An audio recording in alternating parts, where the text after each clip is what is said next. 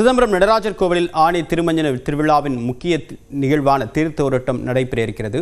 பல்லாயிரக்கணக்கான பக்தர்கள் வடம் பிடித்து இழுத்து வருகின்றனர். கூடுதல் தகவலுடைய நிகழ்ச்சி செய்தியாளர் பிரசன்னா விவரம் என்ன? எவ்வளவு மக்கள் பங்கேற்றிருக்காங்க? இதுபோன்ற பாதுகாப்பு ஏற்பாடுகள் செய்யப்பட்டிருக்கு. அதாவது தேவப்பிரியன், சிதம்பரம் நடராஜர் கோவிலில் தேரோட்ட திருவிழா, ஆணி திருமஞ்சன தேரோட்ட திருவிழா தற்போது வெகு விமரிசையாக தொடங்கி நடைபெற்று வந்துட்டு இருக்கு.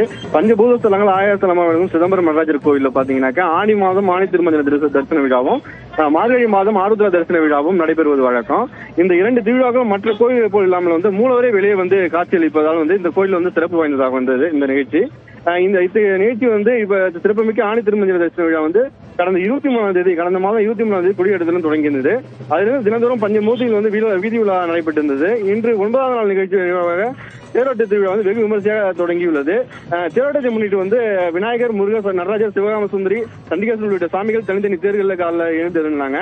தேரில் இருந்து எழுந்தருளிய சாமிகளுக்கு சிறப்பு தீபாவளி நடைபெற்றது. அதனை தொடர்ந்து முதல்ல விநாயகர் தேர் புறப்பாடாகி, அதனை தொடர்ந்து முருகர், நடராஜர், சண்டிகேஸ்வரர் தேர்கள் புறப்பாடாகி தற்போது தெற்கு வீதி வழியாக கீழ் வீதியிலிருந்து தெற்கு வீதி வழியாக சென்று கொண்டிருக்கிறது.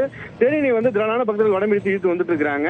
தேருக்கு முன்பு பெண்கள் மாக்கோலமிட்டும் சிவநடனமாடியும் தங்களது பக்தியை தெரிவித்து வந்துட்டு இருக்காங்க. தேர் 4 மாட வீதிகளையும் இன்று மாலைக்குள் வலம் நிலையில அடையும்.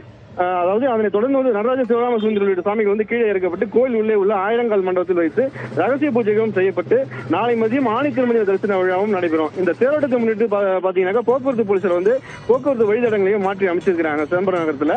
அதே கடலூர் மாவட்டத்தை பொறுத்து சேர்ந்த 500க்கும் மேற்பட்ட போலீசார் பாதுகாப்பு பணியில ஈடுபட்டிருக்காங்க. நன்றி.